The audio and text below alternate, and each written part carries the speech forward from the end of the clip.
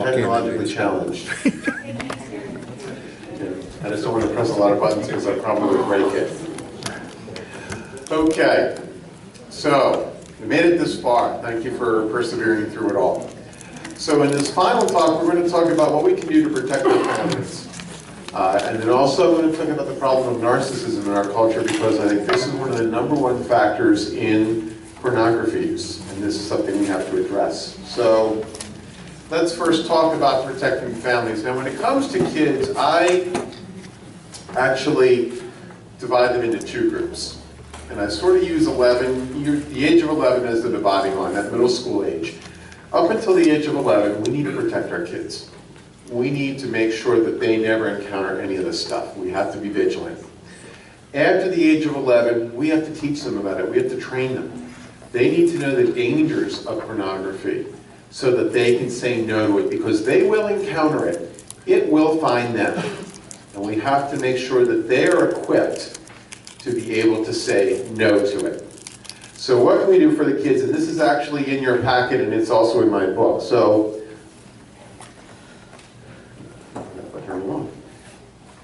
okay, for children, like I said, up through the age of 10, first of all, we need to limit screen time. That's computer, television, cell phone, iPod, iPad, laptop, anything. I say no more than an hour a day. That's it. Right? Everything needs to be limited. We need to monitor all screen use, including emails and texts. And yes, 8-year-olds are texting today. The internet should only be used in a public area of the home, whether it's on a computer, or a tablet, or a cell phone, in a public area. And it has to be supervised. I tell parents, you never leave your child alone with the internet.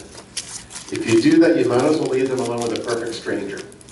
Because that's what it's like. And as I said before, the sexual predators, they're not hanging out in the schoolyard, they're hanging out online. And that's where we have to be aware of it. Use a computer blocking or filtering service such as Covenant Eyes. We need to have those filters. But even with the filters, we still need to supervise all of their use of technology. We never leave them alone with it. We want to place parental controls on all cell phones. We need to monitor all print media that enters the home. Magazines, catalogs, newspapers, and so forth. Supervise all use of public computers. This means at school and at the public library. Now at school, we need to make sure that schools are properly monitoring their computer systems. They need to make sure that this is all properly monitored, they're filtered, everything. And at the public library, unfortunately, the American Library Association is dead set against any types of filters on computers at public libraries. Which means that at a lot of public libraries, you can walk in, go to the children's section, sit down on a computer, and look at pornography. You can do that. Now, luckily, a lot of local libraries are volunteering themselves to put filters on. But it is not a policy of the American Library Association. They see that as a way of censoring information, and they're against that. Right? So we have to do it. You have to be very, very careful with that. I'll tell you a true story. It's funny, but it's sad. Several months ago, I went to the library and I brought my 6-year-old with me. And he's looking at some books in the children's section, and so I walk over into the adult section, and I'm looking around. I walk past this man sitting at a desk, and he has his laptop open, and he's looking at pornography, right there in the public library. And I looked at him and I said, really, pornography? And of course, being the wise ass that I am, I went up to him and I said, listen, you have a choice. You can either pack your stuff up and leave, or I will make the biggest scene in this library that you will never show your face again. All right? He packed up and left. And of course I was disappointed because I wanted to make a scene. I get in trouble a lot. But this is it. We have to be aware of it, aware of our environment, what's going on, and what are those places where they could be accessing this. We need to teach our children modesty in dress from a very young age. And the way I explain it to children is I say, look, why do we cover up our bodies? Because God wants everybody to see your smiling face. All right? They get it. We need to teach children to respect their bodies and other people's bodies. And I tell the kids it's simple. Anything that's covered by a bathing suit, you don't touch, out of respect. They get it. They understand it. You need to know your children's friends, their parents, and what they're doing at their friends' houses. And this is so important. So many times parents will tell me, my son was at his friend's house and they were looking at pornography over there. You need to make sure those parents are also vigilant about it. We need to teach our children to come and talk to us if they see an image of an improperly clothed person. Right? So you say, if you ever see anybody that's not dressed properly, come and tell me. And when they do, you gently thank them, and you calmly ask them why they saw that image of that person. And once you do, you make sure they never see it again. Right? We have to be very vigilant about protecting the children. You know, and it's sad, I'll tell you, I mean, studies have shown that only about 12% of parents know what their kids do online. We have to be vigilant about it. So, you know, this is what we have to do for the children. We have to protect them, use every means possible. Now, for kids 11 and older, as I said, we need to train them. We need to prepare them to go out into a world where they're going to encounter it, and they need to have the knowledge and the information so that they can say no to it. Right? So what do? Well, first of all, again, we limit screen time. Computer, television, cell phone, iPod, iPad, video games, all of that. And I tell parents no more than 2 hours a day, that's it. That's all they need. They can do their homework in that time, and that's all. We need to monitor all screen use, internet, email, text, everything. All right, all of that. And we do not allow teens to isolate themselves with the internet or video games or any of these things. So if 15-year-old Johnny comes home from school, he says, Mom, I'm going up to my room to do my homework, and he takes his computer with him and he closes the door, that's not going to happen. It all has to be done out in the open. Any use of technology has to be done in a public area of the home. And again, we need the accountability service on there, such as Covenant Eyes, so everything is monitored. Right. Now, initially a lot of kids don't like this because they say this is an invasion of their privacy, that their parents don't trust them, and so forth. And the way I explain it to the kids is I say this: look, it's not you that we don't trust. It's the pornographers and the sexual predators that we don't trust. All right? They want to get to you. And the fastest way that they're going to get to you is through your technology. So as parents, it's our job to protect you. And by monitoring everything, this is how we are protecting you from the bad stuff out there. This way, you can enjoy all the good stuff on the internet and be protected from the bad stuff. Now, as I said, most kids initially don't like that, but they get it. They get it. Because they know all the bad stuff that's out there. They see it, they know it. And often, many times, they end up being grateful that mom and dad are monitoring everything and making sure they're safe. Now, every now and then, you do get the kid who's still angry and mad about that. And my advice to them is to go back to the golden rule. Who here can tell me what the golden rule is? Yep. He who makes the gold makes the rule. Exactly. All right? Who bought the computer? Who bought the cell phone? Who pays for the cell phone plan? Who pays for the internet account? Who pays for the electricity that charges all of these things? Right? Mom and dad do. They own it. Okay? And they're allowing you to use it. And so they have every right to monitor it. If you don't like it, you can quit school, get a job, move out, get your own apartment, get your own car, and live your own life and do your own thing. Right? But as long as, you know, they say, as long as you're under your parents' roof, you live under their rules. And that's it. Again, the kids, they don't like it, but they get it. Now, every now and then there are exceptions to it. I had a family I was working with once, parents and their teenage son, and these parents, they were in a quandary. They didn't know what to do because their son was getting into trouble with the Xbox video game system, so they took it away. And the son said, well, you can't do that because I paid for half of it. And the parents, they didn't know what to do. I was like, oh my gosh. And to me it was so simple. I said, listen, here's what you do. You pull out the Xbox system and you get yourself a hacksaw. We're going to do this biblically. And you say, okay, which side do you want? Which half do you want? All right? The kid changed his tune after that. He said, no, okay. So, and he learned to use it more responsibly. So, you know, sometimes I feel guilty when I charge people for these counseling sessions because I'm giving them what I see as just common sense, but I don't know.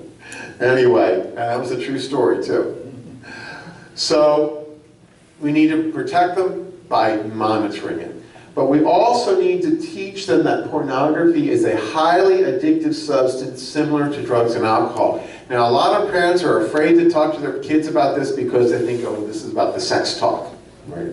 Which they should also be having with their kids anyway, but that's another story, right?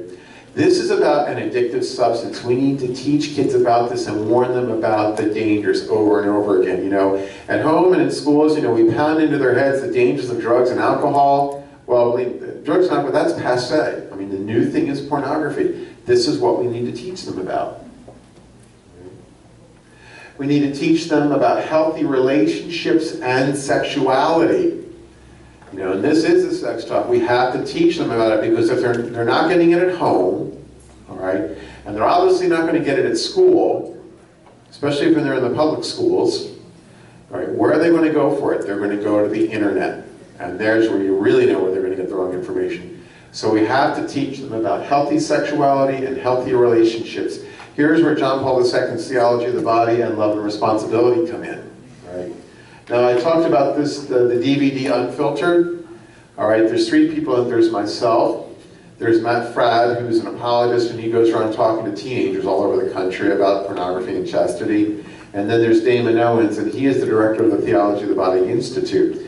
The Theology of the Body Institute has some great materials for talking to teenagers about healthy sexuality and healthy relationships. Ascension Press also offers many good resources. So those are places where we can go for that. We need to teach our teenagers to respect their bodies and other people's bodies. And this is it. You look at the pornography, you know, like as Stephen and Beth were saying, you know, this pornography kids are seeing gets more violent and violent all the time. And what is it teaching them? It teaches them that they can just use and abuse women. Right? We need to teach them that this is not the way you treat people. We have to teach them to respect their bodies and other people's bodies. We need to teach our teenagers what it means to be a true lady and a gentleman. Right? Promote growth and virtue. Insist upon modesty and dress. Help young women understand how their clothing affects men. Right? And this is something that the women in the parishes have to address with them. And I was telling the priest yesterday, you know, don't think that, you know, you can go in and start talking to the young women about how they're going to dress, because they're not going to listen, right? But they will listen to other women, and we need to help them understand that. Know your teens' friends, and I know this is difficult, but you need to know who your teenagers are hanging out with. Are they hanging out with a good crowd, or are they not? You know, what are they doing?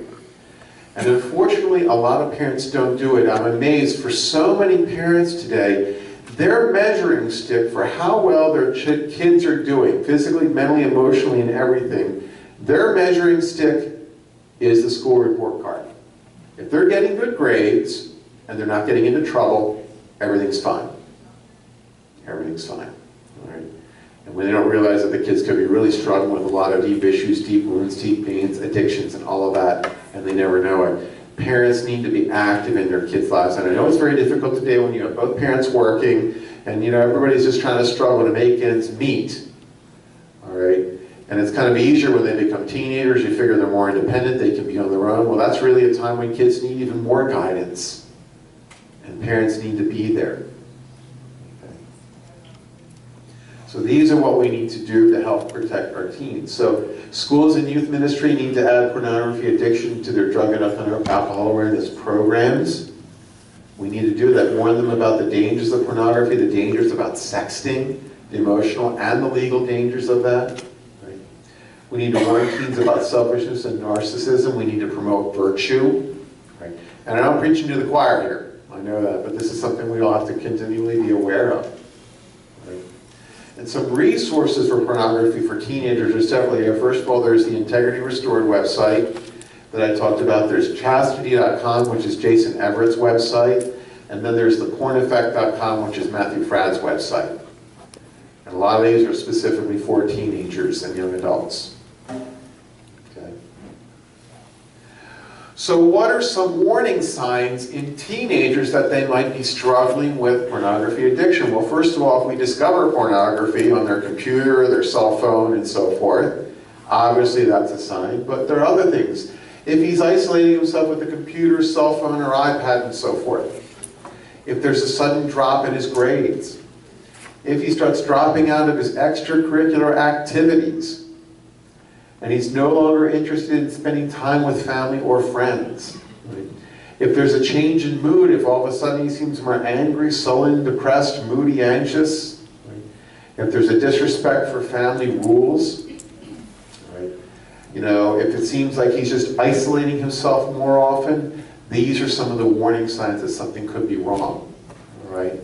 And when you start seeing this, this is when you need to talk to him, you need to monitor his use of technology to find out if there really is a problem and he needs to get the help he needs. And even adults, we as adults, we're not immune to it either. All right? What do we need to do? We need to educate ourselves on the dangers of pornography. Educate yourselves on new technology that's out there. Right? Now, I know that's very difficult because it seems like every day something new is coming out. Well, there's help out there. The Covenant Eyes website, they have pages on there where they talk about all the latest technology out there and how the pornographer is using it and what we can do to combat that. Again, we need to monitor all use of technology. Everybody does. I've got Covenant Eyes on all my stuff. I use it too. Okay, there needs to be open communication between spouses. Be able to talk honestly about these issues. Be honest if there are any faults. Be willing to seek help if there is a problem. All right? And remember, the problem is never the problem. What do I mean by that? The pornography use, that's the symptom. Right. The question is, what's the real problem? What got you into it and what keeps driving you back? What's the root cause of it? That's what we really need to get to. And we need to see this as a disease, not a moral failing. We need a treatment.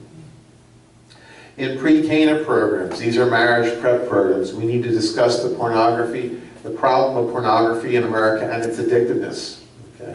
When asking about any history of drug and alcohol addiction, we need to include pornography in it. And remember, it's responsible for over 50% of all divorces.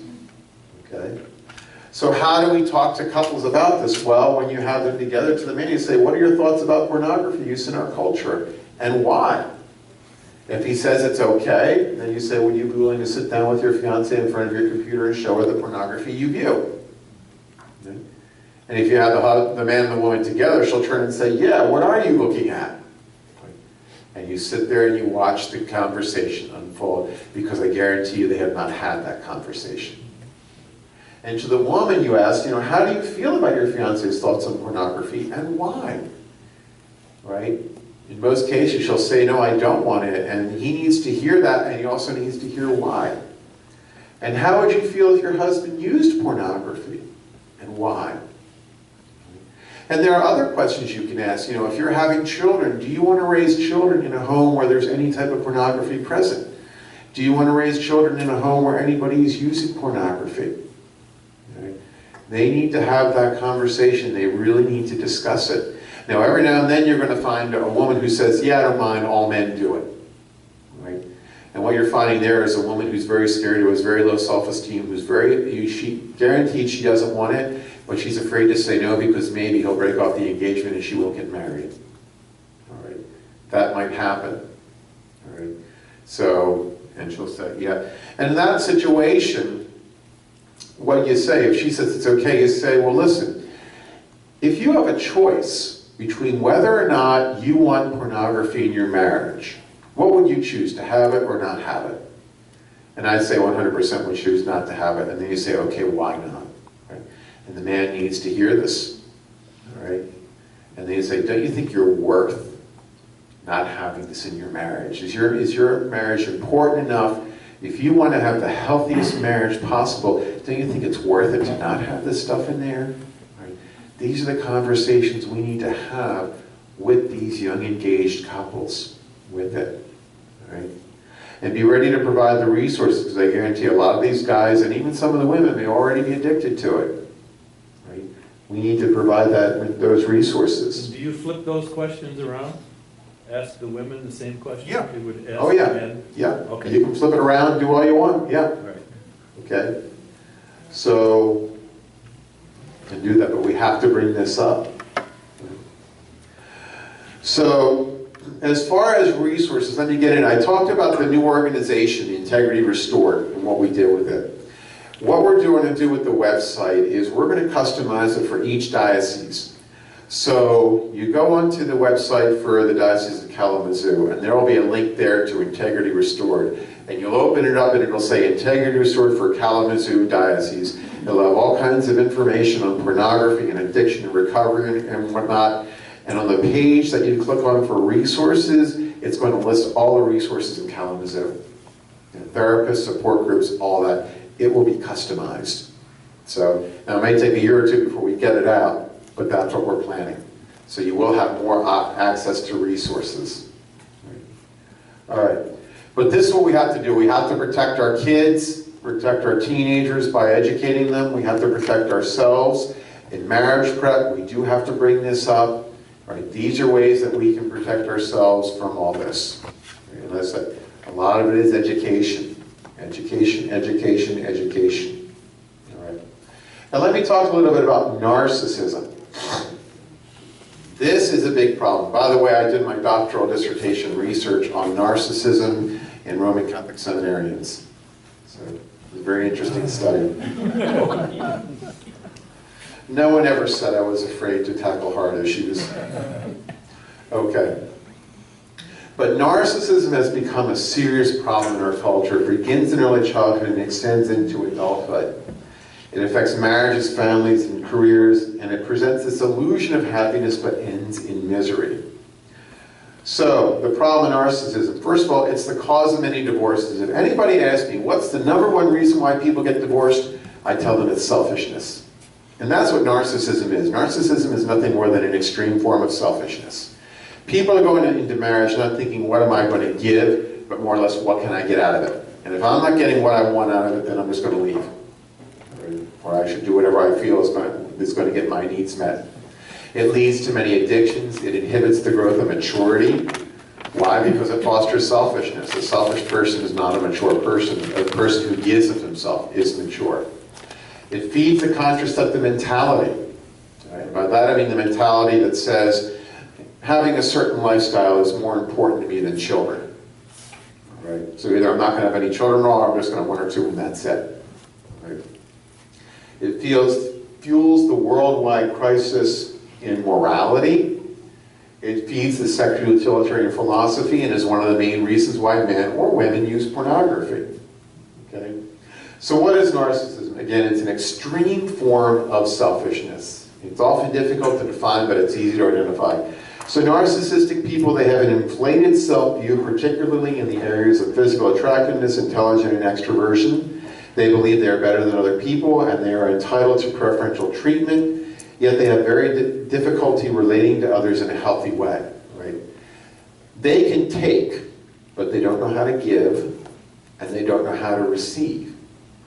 And taking and receiving are 2 different things. Right? Receiving indicates there's a relationship. Taking doesn't. So who are the people that enable narcissism? Well, we have permissive parents. These are the parents that want to be their kids' best friends. They don't want to discipline their kids. They don't want to guide them along. They're afraid to say anything that might anger their kids. They're terribly afraid that their child might come out one day and say, I hate you. Right? I tell parents, if your kid tells you he hates you, it's probably because you're doing something good. Right? So don't worry about it. They'll get over it. Their peers and siblings do. Self-esteem education promotes it. 30 years ago in schools, what we had was character education in schools, teaching virtue. Well, back in the 80s, we dropped that and we replaced it with self-esteem education. It doesn't matter whether or not Johnny can read. All that matters is that Johnny feels good about himself. All right? And it was thought by raising self-esteem, we could raise grades, we lower violence in schools, we lower drug and alcohol use in schools, we lower unplanned pregnancies, all that. It didn't happen. What happened was that we ended up having a couple generations now of very selfish, spoiled, entitled kids who are obviously now adults. Right? Of course, the media and our culture promotes narcissism. Educators do it. We have all kinds of grade inflation going on in schools. Materialism in our culture, relativism, and obviously pornography promotes it. So let's say where does it begins in childhood with the contraceptive mentality, right? And this is that idea that children are a burden. Right? So I'm not going to have any more. I'm just going to have one or two and that's it. Now I'm not here to tell people how many children they should have or any of that stuff. I'm not. Okay, don't get me wrong on that. But there's an attitude that people have. This idea that lifestyle is more important than family. And again, what happens then a lot of times they take their one or two kids and they put them on a pedestal and they spoil them. And I say, especially this time of year, Christmas time, parents, they feel obligated to get their kids every new gadget that's out there. Even though these gadgets like cell phones can be dangerous, they feel obligated to get them. Parents who think, they're only going to have one or two kids because they know when their kids turn 16, they have to buy them a car. I was like, wait a second, who told you that? But this is what they think. Or that when they graduate high school, they have to pay for their kids' college education. I said, wait, who told you that you're obligated to do this? But this is what happens. Okay? And often they'll give their kids everything except their time and attention. So then, from an early age, kids are treated as little princes and princesses. And what I have here is a list of reality TV shows that really promote that. Platinum Babies, Toddlers and Tiaras, My Super Sweet 16, Keeping Up with the Kardashians. My question is, who the hell are the Kardashians and why do we need to keep up with them? It's like, what have they done? What do they do? I don't know. All right. And you have parents who fear correcting their kids. Oh, my child will get mad at me. I don't want them to be mad at me. It's like, well, this is what happens. And helicopter parents. Y'all know what helicopter parents are? These are the parents that are constantly hovering over their kids. Everything, If there's a problem in school, let's say a behavior problem, whose fault is it? The teacher's fault. Yeah, it's never not my little darling. My little darling child could never do anything wrong. It's the teacher's fault. This is what we're seeing, I know a lot of people who are teachers, and this is what they say they encounter it every day. Every day. Right? And of course, they want to be their kid's best friend. And I tell parents, your kids, they have enough friends. They don't need another friend, they need a parent.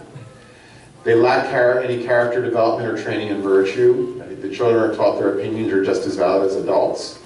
Again, promoted in schools that emphasize self-esteem. Sports leagues where everybody wins a trophy. Like that's going to prepare a child for life.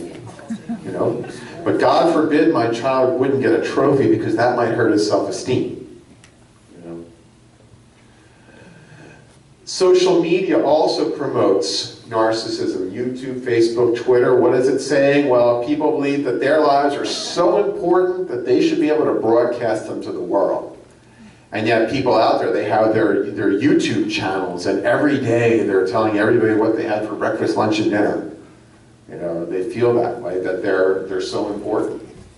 Reality TV shows have presented the idea that everybody has the right to be a celebrity. In fact, there was actually a study done in Hollywood where they wanted to find out who are the most narcissistic people in Hollywood. And who are they? The people who want to be on reality TV shows. Right? Because these are people that absolutely have no talent whatsoever. They've never really accomplished anything at all in their lives, but they believe that just because they're walking on this planet, that they have the right to be celebrities. And this is what we're finding. And of course, the media is impacting many young people today in the way they view themselves in the world. So again, parents enable young adults to enable narcissism in young adults by not insisting that they take on the responsibilities of adulthood. And we're finding that, unfortunately, today in our culture, we have allowed adolescence to extend well into the 20s. Right? And this is where, kids, they graduate high school, they go off to college, they spend $100,000 to $200,000 on their education, and they come back home, they move back into mom and dad's house to, quote, find themselves. And the parents are like, oh, give them time, they're okay. It's like, no, we're not making them take on the responsibilities of adulthood. We're allowing them to remain teenagers well into their 20s. And because of their high narcissism, young adults born between 1970 and 1990, also known as the millennials, have also been dubbed Generation Meers. This is the problem. Okay? And this has left them with an incredible sense of entitlement. I should be able to have what I want. Okay? So let me tell you about this groundbreaking study, and this is what I based my doctoral research on. There's a wonderful researcher at San Diego State University. Her name is Dr. Jean Twenge. And there is a test, it's called the Narcissistic Personality Inventory. And this has been given to college students in California for over 30 years. And what she did is she took all those scores and she compared them. And what she found was that between 1979 and 1976, those scores rose steadily. And then between 2006 and 2009, they rose exponentially, which shows it is increase in narcissism in the sense of entitlement among young people. So this is a problem. She wrote a great book called Generation Me. So because of the narcissistic emphasis on the self, many young adults are adopting this sexual utilitarian philosophy, the idea that it's okay to use other people for your own sexual pleasure. All right? This has made pornography use acceptable among young adults, and this is why pornography addiction is an epidemic among college students. And many of them don't even know they're addicted simply because everybody's doing it. You know, and like I said before, some young people are getting together to develop relationships solely for the purpose of having sex. They're called friends with benefits. It's that hookup culture. And unfortunately, most colleges and universities refuse to acknowledge this as a problem. Basically, their idea is what goes on behind closed doors. It's their business, they're adults, they can do whatever they want. And because it doesn't propose a legal risk to the colleges like drugs and alcohol use would, they're not going to do anything about it. Even at Catholic colleges, this is what is happening. It's also responsible for the rise in cohabitation, because the idea, why buy the cow when you can get the milk for free? Or why settle for vanilla when there's 31 flavors? That's what they're doing. This is what they're learning. Okay? Now, narcissism in marriage it's the major cause of extramarital affairs, pornography use, excessive spending, drinking, gambling, anger, divorce, and so forth. And we talked about that Ashley Madison website. And it ultimately leads to addictions. And in addition, the widespread divorce in America also fosters narcissism in young people because there's this idea that, what's most important in life is personal happiness. And if you're in a relationship and you're not happy, then you have the right to go and leave and find your happiness. You need to go where you're going to be happy. You hear this all the time. This is what the culture is telling them. Again, individual happiness is the most important thing in life. That's what they're learning. So what is the damage of this narcissism? It turns a person in upon himself. It leads to an inability to appreciate the goodness, gifts, and beauty of one's spouse. It blocks healthy self-giving and receiving. It limits the experience of spousal love and God's love. It leads to overreactions and anger and the need to control. Why? Because for the narcissistic person, there is no line between needs and wants. Everything is a need, and if my needs aren't met, then I have a right to be angry. Right? It's a major cause of divorce. Talking about the needs, you look at everything today in our culture is a civil right. I have the right to do whatever I want, and if someone says I can't do it, then that's a violation of my civil rights. Right? You see that everywhere. But this is part of that narcissism. And it's a major cause of divorce. Right? So what's the damage of narcissism? Well, often there's a refusal to work on marital difficulties. I often get people in my office and say, if only he would change, things would be better. I'm fine. He has the problem. He needs to change. Children are viewed as a burden. It leads to cohabitation, contraceptive use, sexual acting out, infidelity, and pornography use, a preoccupation with materialism, and again, is one of the main reasons why men use pornography. So what are strategies for combating this narcissism? Well, obviously we need a daily self-examination to identify those times when we've been selfish.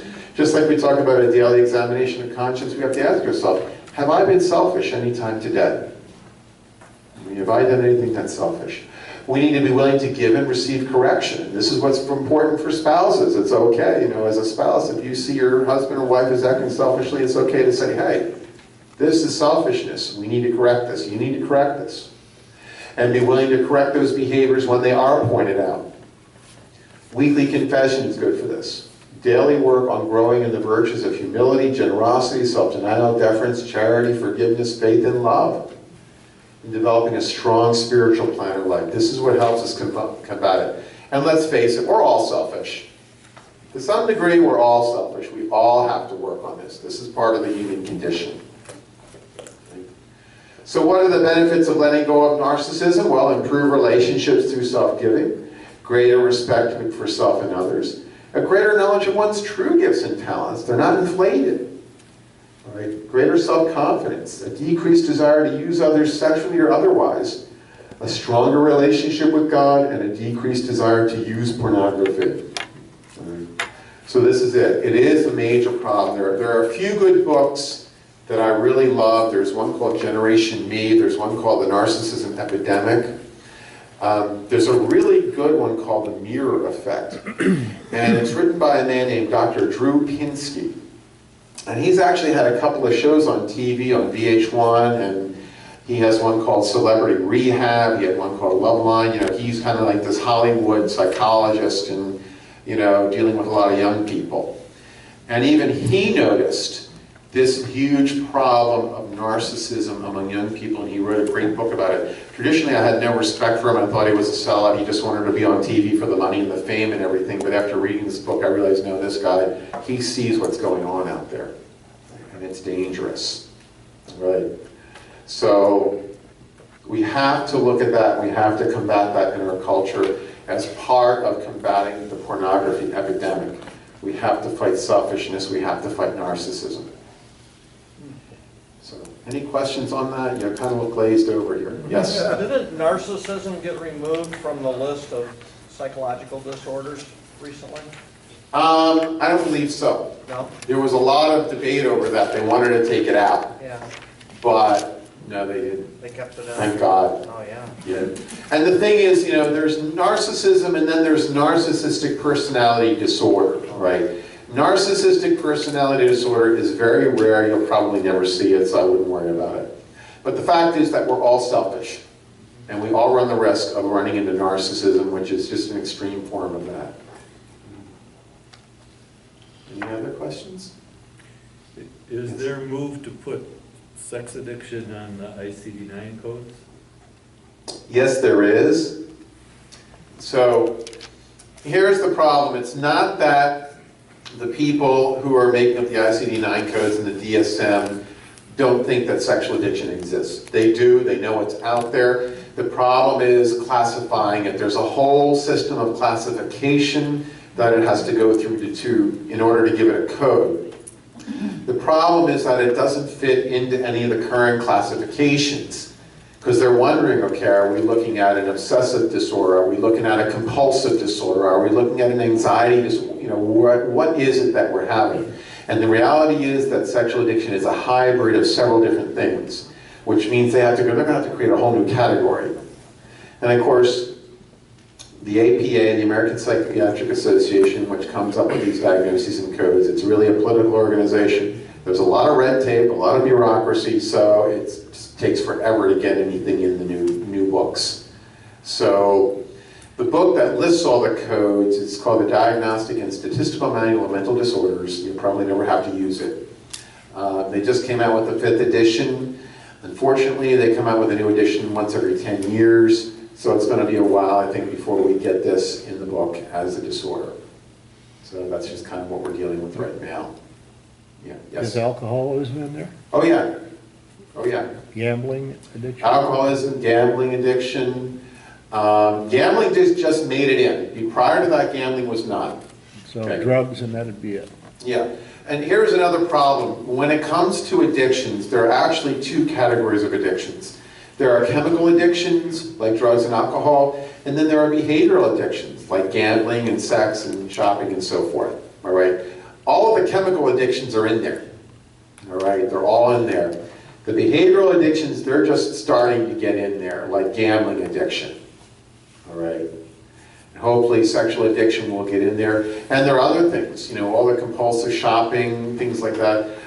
Video games, there's a lot of new research out now that video games are becoming addictive. So, and I've seen that in colleges. I mean, you have guys, they're quote gamers, they call themselves.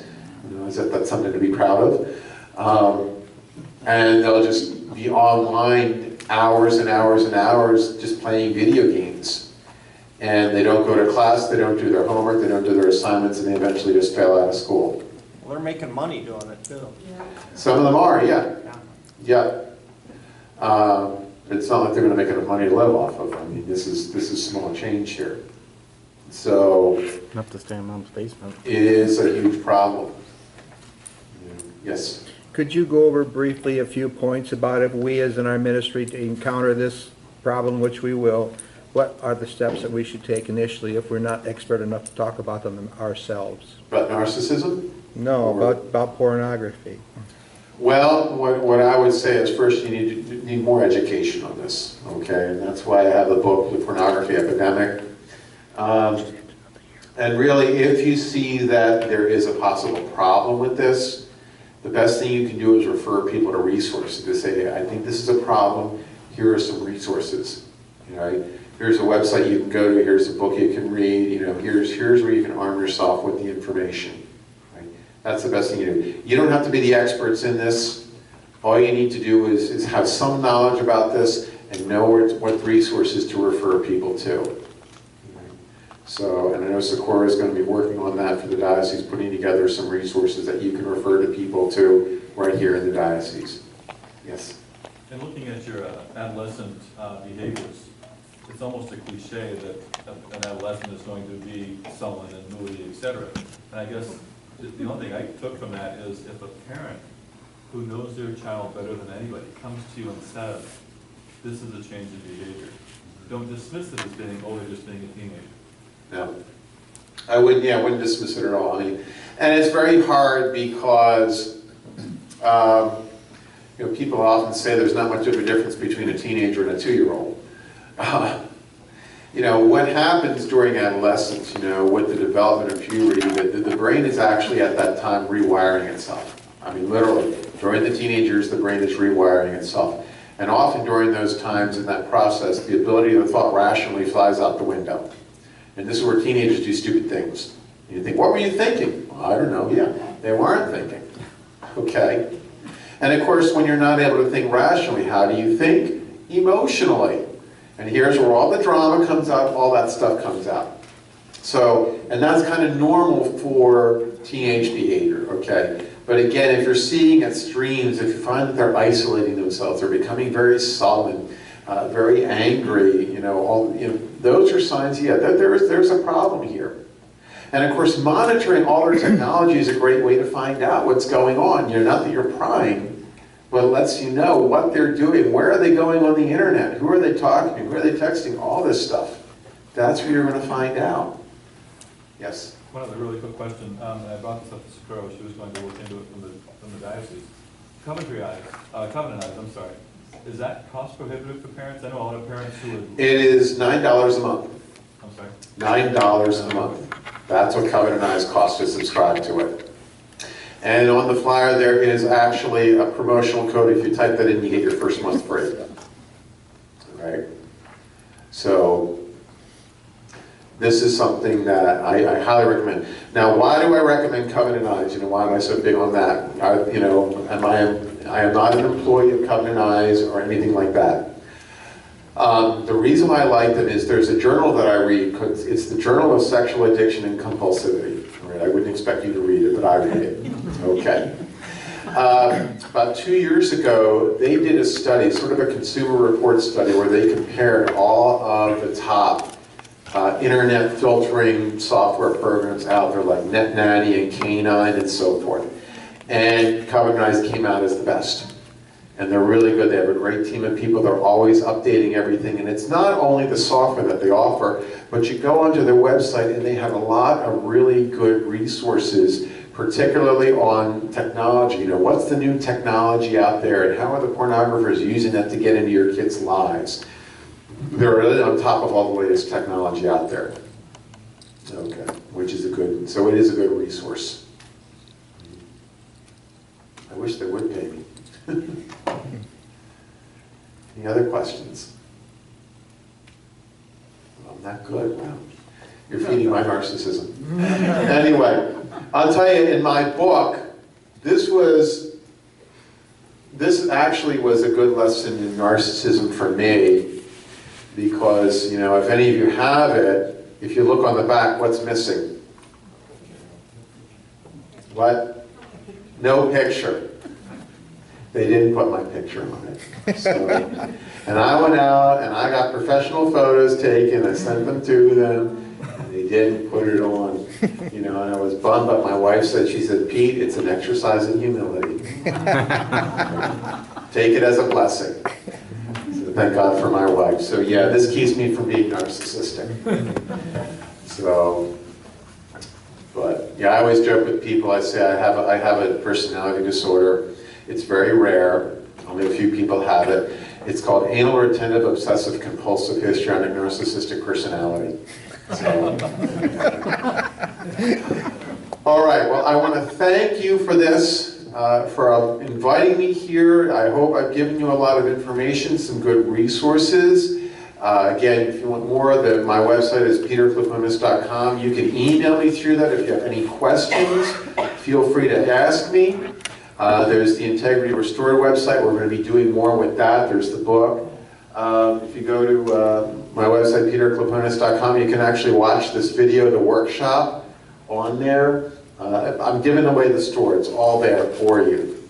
So, and as I said, the goal here, it's all about education. That's what we have to do. So, but thank you very much.